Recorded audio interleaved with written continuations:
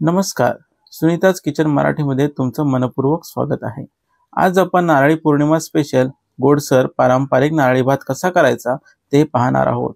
नारळी भात गोडाचाच प्राधान्याने केला जातो, ज्यामध्ये नारळ आणि गूळ यांचा वापर होतो. पण बऱ्याचदा असं होतं की भात चिकटसर होतो, मोकळा आणि सळसळीत लागत नाही. म्हणूनच आज मी अशी पद्धत आणि प्रमाण सांगणार आहे, ज्यामुळे तुमचा नारळी भात पहिल्याच प्रयत्नात अगदी परफेक्ट होईल. फक्त तुम्ही व्हिडिओ शेवटपर्यंत पूर्ण बघा. अगदी प्रत्येक स्टेप समजून घेऊन करा, तर नक्कीच हा नारळी भात तुमचा आणि तुमच्या घरच्यांचं मन जिंकेल. चला तर मग सुरुवात करूया या खास पारंपरिक आणि स्वादिष्ट नारळी भाताच्या रेसिपीला. मी इथे 2 चमचे तूप घेतलं आहे आणि कढईमध्ये गरम करत आहे.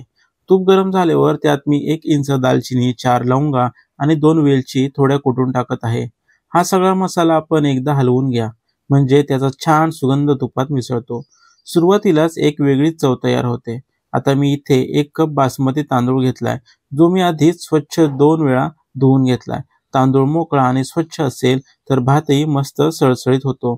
हवे असेल तर तुम्ही याच्याऐवजी इंद्रायणी किंवा आंबेमोहर सारखा सुगंधी तांदूळ सुद्धा वापरू शकता. त्यामुळे भाताचा स्वाद अजूनच खुलून येतो. आता हे धुतलेले तांदूळ मी मसाल्यात घालत आहे आणि हे सगळं नीट मिक्स करून मध्यम आचेवर 2 मिनिटं परतून घेत आहे. त्यामुळे तांदळाचा छान चकचकीतपणा येतो आणि पुढचा भात अगदी मोकळा होतो. आता मी इथे नारळाचं दूध घेतलं आहे. 1 वाटी तांदळासाठी मी 3 वाट्या दूध घालत आहे. जर तुमच्याकडे जुना तांदूळ असेल तर थोडं दूध जास्त लागेल, म्हणजे साधारण 1 वाटी अधिक, किंवा हवं असेल तर 3ऱ्या वाटीऐवजी पाणीही घालू शकता. तसाही चवेला फारसा फरक पडत नाही.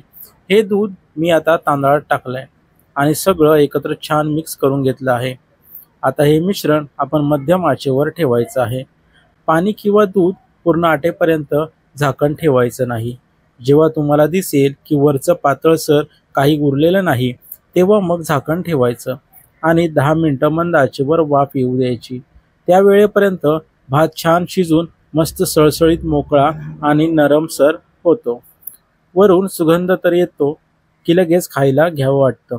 आपला भात आता छानपैकी मोकळा शिजलेला आणि अगदी फडफडीत झालेला आहे. मी जेव्हा 1 वाटी तांदूळ घेतलं होतं तेव्हाच लक्षात ठेवलं होतं, गोडी योग्य यावी म्हणून 1 वाटी गूळही तसाच समान प्रमाणात घेणार.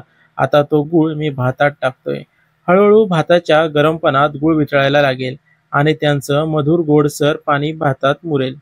आता त्यामध्ये आपण थोडे काजूचे काप आणि बदामाचे काप घालतोय, जेणेकरून चव आणि टेक्स्चर दोन्हीला रिचनेस मिळतो. त्याचबरोबर एक खास सुगंधासाठी थोडंसं जायफळ किसून घालतोय. फार थोडंसंच, पण ते घातल्यावर गोड पदार्थाला एक वेगळाच उबदार आणि पारंपरिक स्पर्श मिळतो. सगळं एकत्र नीट मिक्स करून घ्या. मिश्रण एकजीव झालं की गूळ वितळायला लागतो आणि 2-3 मिनिटात त्याचं पाणी तयार होऊन भाताबरोबर नीट मिसळून जातं.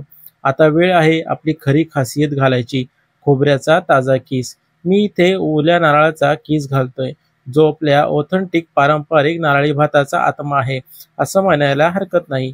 हेही सगळं एकदा छान हलक्या हाताने मिक्स करा. तूप, गूळ, नारळ, तांदूळ, सुकामेवा, जायफळ सगळं जणू एकत्र येऊन एक सुंदर गोड संगीत तयार करतंय असं वाटतं. आता शेवटची स्टेप, कढईवर झाकण ठेवून मंद आचेवर दणदणीत 10 मिनिटं वाफ काढून घ्या.